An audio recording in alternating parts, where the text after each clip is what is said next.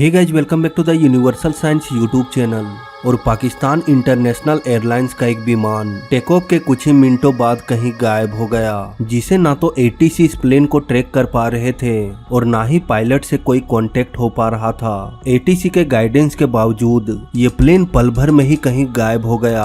गायब होने की सूचना मिलते ही पूरे पाकिस्तान सहित पूरे दुनिया में हड़कंप मच गया। पूछे जाने पर ना तो एटीसी कुछ बता पा रहे थे और ना ही अभी तक किसी अनहोनी की कोई खबर आ रही थी। इस लापता विमान की तलाश में 3 देशों की एजेंसियां लग गई, मगर दिन से हफ्ते हुए, हफ्तों से महीने हुए और महीनों से साल हुए, पर इस विमान का कुछ भी पता नहीं चल सका। आज इस घटना को बीते करीब 34 साल बीत चुका है, मगर अभी तक इस विमान का कुछ भी पता नहीं चल सका। कुछ लोगों का मानना है कि इसे किसी दानव ने खा लिया, तो वहीं कुछ समझते हैं कि हमारे पड़ोसी देश भारत ने मार गिराया। मगर इस लापता हो चुकी विमान का सच क्या है, ये आज तक कोई नहीं जान पाया। आखिर ये विमान गई तो गई कहाँ? क्या इसे आसमान खा गया या फिर जमीन निगल गई? इस पूरे मामले को बारीकी से समझने के लिए और इसके हकीकत से वाकिफ होने के लिए बने रहिए हमारे साथ आज के इस वीडियो में। 25 अगस्त 1989 PIA यानी कि Pakistan international airlines flight 404 Gilgit airport से उड़ान भरने वाला था। प्लेन में 49 पैसेंजर सहित 5 क्रू मेंबर सुबह के करीब 7:30 में सवार हो गए। प्लेन कुछ ही देर में टेक ऑफ करने वाला था। एटीसी ने टेक ऑफ का परमिशन दे दिया। 7:36 में ये प्लेन गिलगिट एयरपोर्ट पाकिस्तान से उड़ान भरा। ये एक डोमेस्टिक फ्लाइट थी। इस प्लेन को इस्लामाबाद एयरपोर्ट में लैंड करना था। इसके लिए इस प्लेन को पहाड़ पर्वतों के ऊपर से होते हुए उड़ान भरना था। एटीसी के गाइडेंस के अनुसार ये प्लेन अपने मंजिल की ओर निकल पड़ा। उड़ान के कुछ ही देर बाद एटीसी एक बार फिर से इस विमान से संपर्क करने की कोशिश करने लगे। दरअसल ये एक रूटीन प्रोसेस होता है। एटीसी ने कांटेक्ट बनाने की ऐसे ही एक कोशिश फ्लाइट 404 से भी किया, पर एटीसी को कोई भी जवाब नहीं मिला। कुछ ही मिनटों बाद फिर से बैक टू बैक कोशिश किया गया प्लेन से कांटेक्ट करने की, लेकिन प्लेन से कोई भी रिस्पॉन्स नहीं मिल रहा था। एटीसी को अब अंदेशा लग चुका था कि फ्लाइट 404 के साथ एक बहुत बड़ी अनहोनी हो चुकी है। तुरंत ही एटीसी ने एक हेलीकॉप्टर को उसी रास्ते की ओर भेज दिया, लेकिन हिमालय के इन दुर्गम चोटियों में किसी भी लापता हो चुकी चीज की तलाश करना कुछ ऐसा था मानो किसी तिनके के ढेर में बारीक सी सुई की तलाश करना। ठीक ऐसा ही हुआ। कई घंटों के चक्कर लगाने के बावजूद भी फ्लाइट 404 का कुछ भी पता नहीं चल पाया। पाकिस्तान गवर्नमेंट तुरंत इंडियन गवर्नमेंट से मदद मांगा, ये कहते हुए कि हमारा एक प्लेन उड़ान के कुछ ही मिनटों बाद हवा में ही कहीं गायब हो गया। हो सकता है वो प्लेन रास्ता भटक कर भारत की ओर चला गया हो। इसे खोजने में हमारी मदद करें। अब भारत ने भी सर्च ऑपरेशन में हिस्सा लिया, पर फ्लाइट 404 अभी भी लापता ही रहा। हफ्तों तक भारत और पाकिस्तान की एजेंसियां हिमालय के चारों तरफ चक्कर लगाते रहे, मगर उन्हें इस प्लेन से जुड़ा कोई भी सबूत नहीं मिला। गिलगिट के आसपास के पर्वतों की मैक्सिमम ऊंचाई 26,000 फीट तक चली जाती है और इतने एल्टीट्यूड में ठंड इतनी बढ़ जाती है कि पूरे पर्वत में बर्फ जमना शुरू हो जाता है। सफेद बर्फ में सफेद प्लेन दिखाई भी नहीं देता।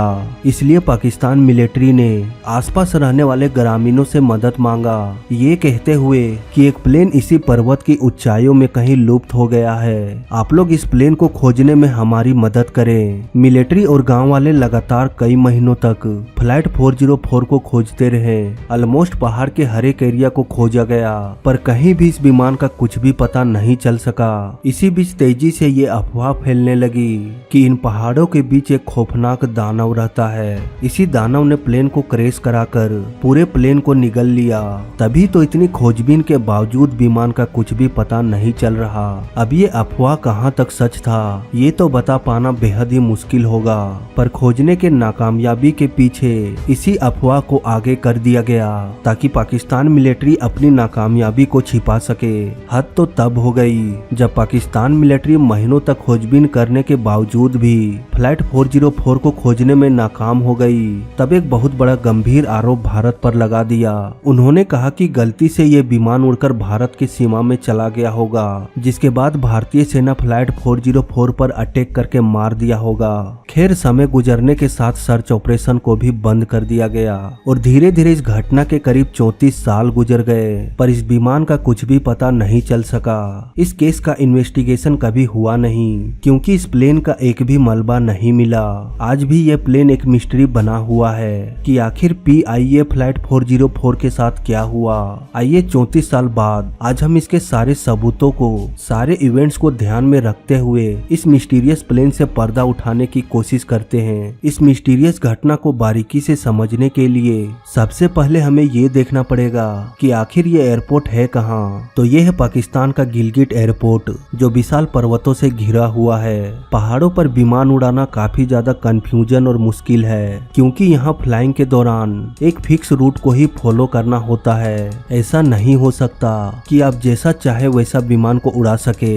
यहाँ आप जिस येलो लाइन को देख पा रहे हैं वो एक्चुअल में PIA फ्लाइट 404 के इस्लामाबाद जाने का रास्ता था। इस विमान को इसी रास्ते से होते हुए पहाड़ों के बीच से इस्लामाबाद तक जाना था। पायलट के पास कभी कभी ऐसा अल्टरनेट रूट भी होता है, जिसे पायलट अपनी सहूलियत और मौसम के हाल के हिसाब से चुन सकता है। ध्यान रहे, इन दो निर्धारित रास्तों के सिवाय खुद के समझे किसी तीसरे रास्ते को नहीं चुना जा सकता। आफ्टर ऑल, हेवी एरियाज में एयरक्राफ्ट के सामने सबसे बड़ा चुनौती होता है एल्टीट्यूड को मेंटेन रखना, क्योंकि अगर ऐसा नहीं किया गया तो विमान पहाड़ों से टकराकर दुर्घटनाग्रस्त हो सकता है। इस घटना के गहराई में जाने के लिए हमें कुछ बेसिक चीजों पर ध्यान देना होगा, जैसे कि ये विमान पुराने जमाने का double propeller power फोकर F-27 aircraft था। इसका operational speed 460 kilometre per hour के करीब था। 460 किलोमीटर एक घंटे में। यहाँ पर थोड़ा सा मैथमेटिक्स यूज करेंगे तो हमें पता चलेगा कि ये 10 मिनट में ऑलमोस्ट 70 से 75 किलोमीटर की दूरी तय कर सकता है। ATC टेक ऑफ के 5 मिनटों तक प्लेन को गाइड करते रहे। इन 5 मिनट में प्लेन बुंजी के आसपास पहुंच गया होगा। इसके बाद जब ATC ने 9-10 मिनट बाद दोबारा प्लेन से संपर्क किया तो पायलट ने कोई भी जवाब नहीं दिया।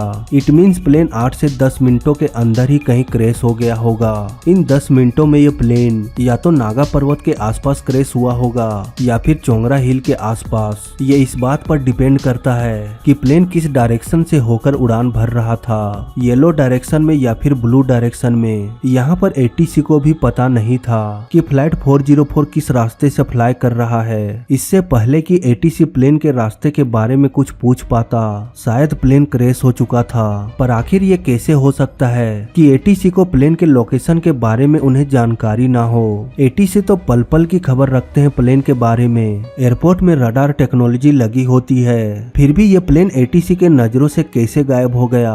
दरअसल ये हादसा हुआ था 1989 में और 1996 के बाद से सारे एयरपोर्ट्स में सेकेंडरी सर्विलेंस रडार का होना कंपलसरी कर दिया गया।